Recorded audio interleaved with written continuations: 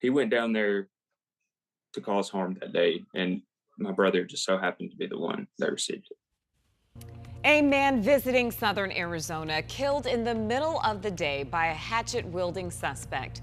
And tonight, for the first time, we're hearing from that man's family as they demand justice for their loved one.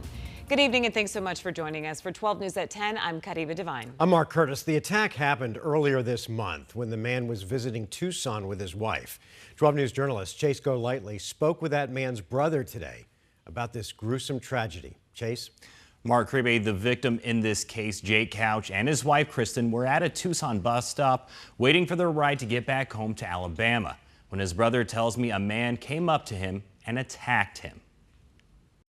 He was just such a selfless person. Luke Couch has always looked up to his big brother, Jake. He was my first idol. I wanted to be just like him growing up. With Jake always keeping an eye out for him. Made sure that, I didn't get picked on or anything like that whenever Now, Luke only wishes he could have been there for him. I feel so helpless and I wasn't able to do anything. It was earlier this month when Jake and his wife, Kristen, took a trip to California. They had a stillborn son a few months back, and they went to Los Angeles to grieve, and they were actually on their way home back to Alabama. They had to make a stop in Tucson, and while waiting at the bus stop, police say a man came up to them. The man actually told them to get up, and my brother told him that to mind his own business, like they're not hurting anything. Couch says the man dressed in all black was drunk. Really agitated. So Jake and Kristen decided to get away from him. My brother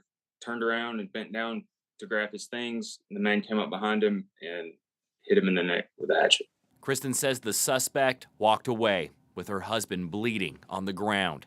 Jake was taken to the hospital, but after 13 days on life support, he died from his injuries. I've probably cried more in the past 2 weeks down here than I have in the last 20 years. The suspect who police say killed Jake is Daniel Michael. Court records reveal security camera footage showed the attack, and when police went to his home, they found the hatchet. Michael was arrested. He went down there to cause harm that day, and my brother just so happened to be the one that received it. Luke and his family still can't believe what happened, but he says even after they go back to Alabama to lay his brother to rest, he will come back to Tucson until justice is done. I made a promise to my brother when he was on life support that as long as I'm alive, I will fight and make sure that my brother gets justice and that this doesn't happen to another family.